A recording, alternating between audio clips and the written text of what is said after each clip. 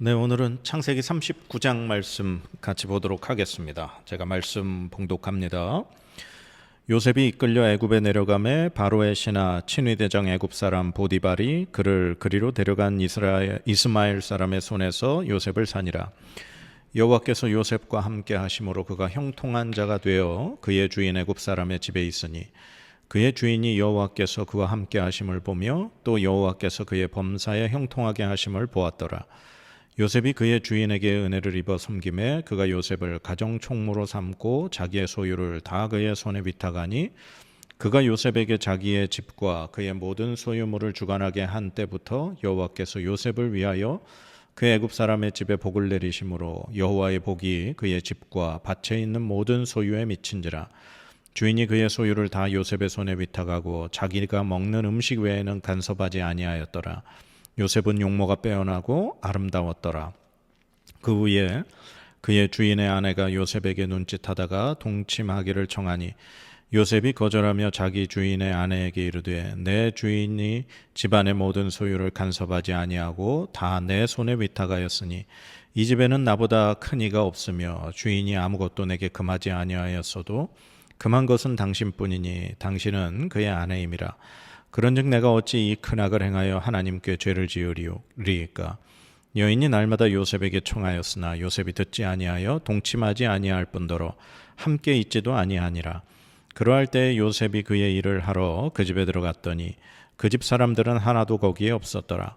그 여인이 그의 옷을 잡고 이르되 나와 동침하자. 그러나 요셉이 자기의 옷을 그 여인의 손에 버려두고 밖으로 나가매 그 여인이 요셉이 그의 옷을 자기 손에 버려두고 도망하여 나감을 보고 그 여인의 집사람들을 불러서 그들에게 이르되 보라, 주인이 히브리 사람을 우리에게 데려다가 우리를 희롱하게 하는도다.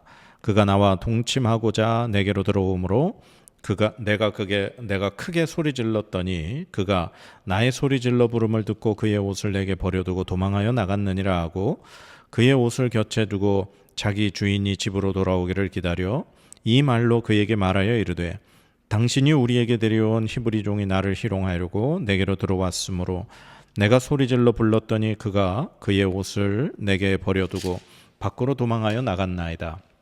그의 주인이 자기 아내가 자기에게 이르기를 당신의 종이 내게 이같이 행하였다 하는 말을 듣고 심히 노한지라. 이에 요셉의 주인이 그를 잡아 옥에 가두니 그 옥은 왕의 죄수를 가두는 곳이었더라. 요셉이 옥에 갇혔으나 여호와께서 요셉과 함께 하시고 그에게 인자를 더하사 간수장에게 은혜를 받게 하심에 간수장이 옥중 죄수를 다 요셉의 손에 맡김으로 그 재반 사물을 요셉이 처리하고 간수장은 그의 손에 맡긴 것을 무엇이든지 살펴보지 아니하였으니 이는 여호와께서 요셉과 함께 하심이라. 여호와께서 그를 범사에 형통하게 하셨더라. 아멘. 네, 오늘 창세기 39장 말씀 같이 한번 정리해 보겠습니다. 요셉이 애굽 바로의 친위대장 보디발의 집에 노예로 팔리게 됩니다. 그런데 하나님이 요셉과 함께 하셔서 요셉이 하는 모든 일을 형통하게 하셨습니다. 그래서 보디발의 집에서 요셉은 가정 총무의 자리에 오르게 되고 그 집의 모든 것을 다스리게 되죠. 그런데 그 집에 주인의 아내가 보디발의 아내가 요셉을 유혹합니다. 그러나 요셉은 그 유혹에 넘어가지 않았죠. 그러자 그 주인의 아내는 요셉에게 누명을 씌우게 됩니다. 그리고 보디발이 돌아와 이 모든 이야기를 듣자 요셉을 감옥에 가둬버리죠. 그런데 그 감옥에서도 역시 하나님께서 요셉과 함께 하셔서 그에게 인자를 더하셨습니다. 그래서 간수장이 그에게 모든 일을 맡기고 그가 모든 일을 처리하는 사람이 되었죠. 그리고 오늘 말씀은 하나님께서 요셉과 함께 하사 그를 범사에 형통하게 하셨다는 말로 끝맺고 있습니다. 자, 오늘 계속해서 말씀에 등장하는 말이 있습니다.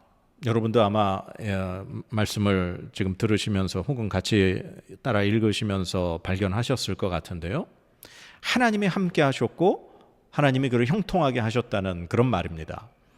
2절에 보면은 여호와께서 요셉과 함께 하심으로 그가 형통한 자가 되어 그의 주인 애굽 사람의 집에 있었다. 네. 그리고 또 3절에도 보면 그의 주인이 즉 보디발이 여호와께서 그와 함께 하심을 보고 또 여호와께서 그의 범사에 형통하게 하심을 보았더라. 그러니까 요셉이 아닌 그 집 주인도 보디발도 하나님이 그와 함께 하심을 보았다라고 하는 거죠. 그리고 또 21절에 보면 이렇게 되어 있습니다. 그가 감옥에 갇힌 다음에 21절에 여호와께서 요셉과 함께 하시고 그에게 인자를 더하사 간수장에게 은혜를 받게 하셨다. 그리고 마지막 이제 23절 하반절에 이는 여호와께서 요셉과 함께 하심이라 여호와께서 그를 범사에 형통하게 하셨더라. 아멘. 계속해서 오늘 39장에는 하나님이 요셉과 함께 하셨고 그를 형통하게 하셨다는 말이 반복되고 있습니다. 그런데 여러분, 요셉이 지금 형통하고 있나요? 요셉은 지금 채색 옷을 입고 집에서 아버지에게 사랑을 받으며 아주 곱게 자란, 아주 귀하게 자란 아들입니다. 그런데 그가 지금 형들의 손에 노예로 팔려서 애굽까지 왔습니다. 그리고 애굽 노예 시장에 팔려서 보디발이라고 하는 바로 왕의 친위대장의 집에 팔리게 된 거죠. 그리고 그곳에서 조금 좀 잘 되는 것 같았습니다. 글쎄요, 그때는 하나님이 함께 하셨고 형통하게 하셨다라고 말할 수 있을 것 같아요. 그래서 가정 총무의 자리까지 갔죠. 그러나 자기가 정결을 지키고 정말 이 범죄하지 않으려고 그 보디발의 아내가 유혹하는 것을 물리쳤더니 오히려 더 잘된 것이 아니라 그것으로 인해 누명을 쓰게 되고 감옥에 갇히게 됩니다. 편안한 집에 있던 요셉이 노예로 그리고 감옥에, 그렇게 그의 삶이 어떻게 보면 더 나락으로 지금 떨어져 내려가는데 그걸 하나님이 함께 하시고 하나님께서 형통하게 하셨다라고 표현할 수 있을까요? 그런데 성경은 하나님이 요셉과 함께 하셨고 그가 하는 모든 일을 형통하게 하셨다, 이렇게 표현하고 있습니다. 참 이상하죠? 오늘 이 보디발의 아내가 요셉을 이렇게 유혹을 합니다. 그 이유를 6절에 이렇게 되어 있어요. 요셉은 용모가 빼어나고 아름다웠더라. 요셉이 얼마나 잘생겼을까요? 우리가 쭉 계속해서 말씀을 봤지만 야곱은 체격도 크고 힘도 세고, 그리고 그의 어머니 라헬은 야곱이 정말 아름다워서 한눈에 반한 그런 여인이었으니 이 멋진 야곱과 아름다운 라헬 사이에서 태어난 요셉이 정말 얼마나 멋지고 아름다웠을까, 참 상상이 됩니다. 그래서 주인의 아내가 계속해서 요셉을 유혹하죠. 그러나 요셉은 그 유혹에 흔들리지도 않았습니다. 그러나 결국 그는 억울한 누명을 쓰고 감옥에 가게 되죠. 성경은 그곳에도 하나님이 함께 하시고 은혜를 베푸셨다, 그렇게 얘기를 하는데, 요셉이 감옥에 간 것, 그건 정말 있을 수 없는 일입니다. 왜냐하면 지금 보디발의 집에 얼마나 많은 노예들이 있었겠습니까? 애굽의 바로 왕의 신하 친위 대장의 집이었으니. 그리고 이 요셉이라고 하는 사람은 단지 노예 중에 한 명일 뿐입니다. 그가 주인의 아내를 희롱하려고 겁탈하려고 했다가 도망쳤다? 그것은 그 자리에서 죽임당할 일이죠. 근데 보디발이 그를 죽이지 않았습니다. 감옥에 보냈죠. 요셉의 생명이 살아남았습니다. 그가 한 행동은 애굽에서 노예가 저질렀던 일이었다면 당연히 죽을 수밖에 없는 일이었습니다. 그런데 그거 어떻게 살고 죽음을 면하고 감옥에 보내는 벌로 그렇게 끝날 수 있었을까? 근데 저는 오늘 이 말씀을 쭉 읽으면서 그리고 그 묵상하면서 이 요셉을 유혹했던 보디발의 아내, 이 여인이 한 행동, 이것을 이미 보디발도 짐작을 하고 있지 않았나 싶은 생각을 합니다. 그리고 이 보디발과 그의 아내의 관계가 좋지 않음을 그의 말 속에서, 그녀의 말 속에서 발견할 수 있었죠. 14절에 이렇게 되어 있습니다. 14절에 그 여인의 집 사람들을 불러서 그들에게 이르되 보라, 주인이 히브리 사람을 우리에게 데려다가 우리를 희롱하게 하는도다. 예. 그러니까 이 보디발의 아내가 요셉이 옷을 벗어놓고 도망간 그것을 이제 집안의 모든 자기의 식구들을 아니면 자기의 모든 사람들을 불러놓고 얘기한 거죠. 주인이 히브리 사람을 우리에게 데려다가 우리를 희롱하려고 했다. 그러니까 그 책임을 누구에게 돌립니까? 보디발에게 돌리고 있죠. 그 다음에 17절에도 이렇게 되어 있습니다. 이 말로 그에게 말하여 이르되 당신이 우리에게 데려온 히브리 종이 나를 희롱하려고 내게로 들어왔으므로. 예. 이제는 아내가 그 보디발에게, 남편에게 이야기하기를 당신이 우리에게 데려온 히브리 종이 나를 희롱하려고 했다. 그러니까 역시 그 책임을 당신, 내 종, 당신이 데리고 온 종, 남편에게 화살을 돌리고 있는 겁니다. 그리고 이제 마지막으로 19절 말씀에 이렇게 되어 있습니다. 그의 주인이 자기 아내가 자기에게 이르기를 당신의 종이 내게 이같이 행하였다 하는 말을 듣고 심히 노한지라. 예. 이 보디발이 화가 난 이유를 이렇게 설명하죠. 아내가 자기에게 이르기를 당신의 종이 내게 이같이 행했다. 그러니까 그의 책임이 당신에게 있다라고 하는 그 말로 인해 보디발이 화를 냈다는 거죠. 그러니 이런 말들을 통해서 이 보디발과 아내의 관계가 아마 뭔가 좋지 않은 관계였고, 그래서 이 보디발의 아내는 이 종인 노예였던 요셉에게 그렇게 사랑을 구했다가 그에게 거절을 당하자 그에게 누명을 씌우며 그 모든 책임을 자기의 남편인 보디발과 그리고 보디발이 데려온 히브리 노예 요셉에게 이렇게 누명을 뒤집어 씌우고 책임을 전가하려는 그 모습을 보게 된 거죠. 그러니 보디발이 자기 아내가 충분히 어떤 여인인 것을 알기에 요셉에게 100% 잘못이 있다고 보디발은 생각하지 않았던 것 같습니다. 그래서 이 보디발은 요셉을 그 자리에서 죽이는 그러한 벌을 내리지 않고 감옥에 보내는 벌을 내리게 된 거죠. 참 어떻게 보면 이 죽을 수밖에 없는, 지금 이 상황에 처한 일반 노예라면 무조건 죽을 수밖에 없지만 요셉이 감옥에 간 것은 하나님이 그를 통해 지금 하셔야 할 계획이 있기 때문에 하나님이 그의 생명을 보호하셨음을 볼 수 있게 된 것입니다. 사랑하는 여러분, 우리가 이제 아까 제가 처음에 말씀에 요셉이 지금 애굽의 노예로 팔렸고 그리고 그의 가정에서 누명을 쓰고 감옥에 간 것, 그게 어떻게 하나님이 함께 하시고 형통한 것인가라는 질문을 던졌습니다. 우리는 보통 하나님이 함께 하시고 형통하다라고 생각하면 잘 되고 높은 자리에 오르고 어려움이 없을 때 하나님이 함께 하시고 형통한다 생각을 하죠. 그게 바로 우리의 시선입니다. 우리의 시선은 우리 눈 앞에 처한 상황만을 보게 되는 것이죠. 그래서 우리가 좋은 자리, 편안한 자리, 높은 자리에 있을 때 그때가 하나님이 형통하게 하시고 함께 하시는 자리라고 생각하죠. 그러나 하나님의 시선은 다릅니다.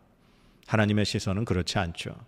하나님의 시선은 요셉이 형들에게 팔려 애굽의 노예로 왔을 때, 그리고 그가 보디발의 집에 노예로 들어와 그곳에서 생활할 때 하나님은 그와 함께 하셨고 그가 하는 모든 일을 형통하게 하셨습니다.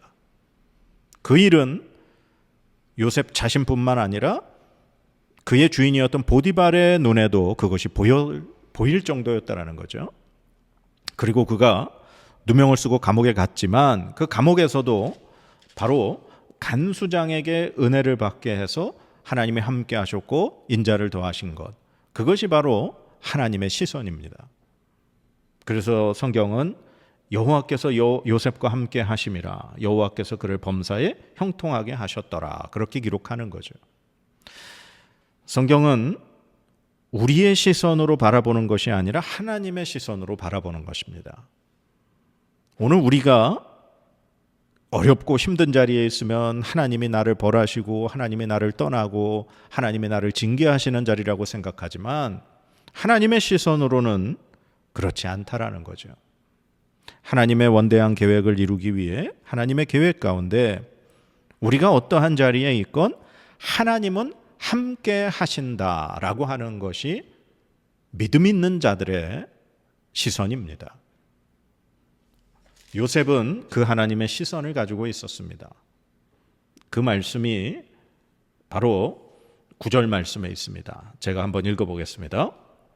이 집에는 나보다 큰 이가 없으며 주인이 아무것도 내게 금하지 아니하였어도 금한 것은 당신뿐이니 당신은 그의 아내임이라.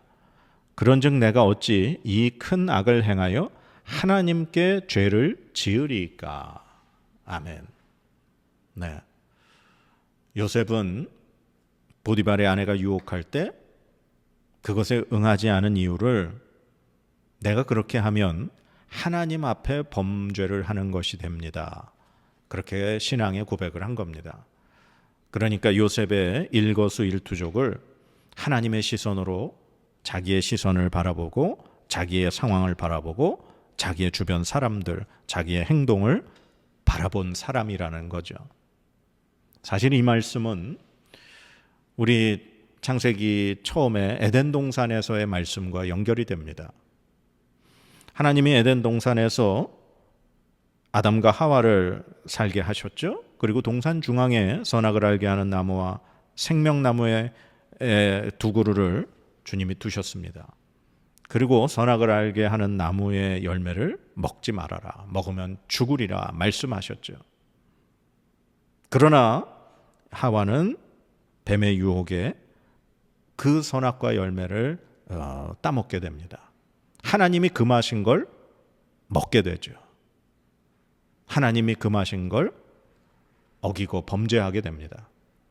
그러나 오늘 요셉, 자신이 살고 있는 그 보디발의 집에 모든 것을 누리며 모든 것을 할 수 있는 권한이 있었지만 주인이 오직 금한 것은 그의 아내 당신뿐이라는 사실을 알고 있었습니다. 마치 하나님이 에덴 동산의 모든 것을 허락하시고 동산 중앙에 선악을 알게 하는 나무의 열매를 먹지 말라고 하신 그것과 아주 흡사하죠. 아담과 하와는 그 약속을 어겼지만 요셉은 그 약속을 지키게 됩니다. 그 아내의 유혹에 넘어가지 않고 그 이유를 하나님 앞에 내가 어떻게 범죄를 할 수 있겠습니까? 라고 고백하는 걸 봅니다. 사랑하는 여러분, 하나님의 약속을 지키는 것, 하나님 앞에서 살아가는 것, 하나님의 시선으로 살아가는 것 쉽지 않습니다. 왜냐하면 내 눈앞에 보이는 것이 그렇게 결코 좋은 상황이 아니기 때문이죠. 그러나 하나님과 함께 살아가는 사람은 하나님의 시선으로 바라봐야 할 줄 믿습니다. 저와 여러분의 삶이, 우리의 시선이 하나님의 시선으로, 하나님의 큰 계획을 믿음으로 그렇게 우리가 하나님 앞에서 하나님과 함께 살아야 할 줄 믿습니다. 그래서 우리가 유혹이 오더라도, 어떤 것에 넘어질 뻔한 상황이 오더라도 하나님이 보고 계신다. 하나님의 시선이 지금 나와 함께 하신다라는 그 믿음으로 모든 유혹과 어려움과 위기를 잘 넘어가실 수 있는 여러분의 믿음 되시기를 간절히 축복합니다. 기도하겠습니다. 하나님, 우리의 시선을 바꾸어 하나님의 시선 되게 하여 주옵소서. 우리 눈앞에만 보이는 그러한 시선에 우리가 급급하여 살아가지 않게 하시고 하나님께서 우리를 향하신 그 놀라운 계획의 시선으로 우리의 앞을 보게 하여 주옵소서. 그래서 우리의 눈앞에 어려움과 환난이 있다 할지라도 하나님이 우리와 함께 하시고 우리가 형통케 하심을 믿음으로 잘 극복하고 인내하며 유혹에 넘어가지 않는 우리의 믿음 되도록 붙들어 주시옵소서. 그래서 오직 하나님께만 영광을 올려드리는 우리의 믿음의 삶 되게 하여 주옵소서. 예수님의 이름으로 간절히 기도드립니다. 아멘.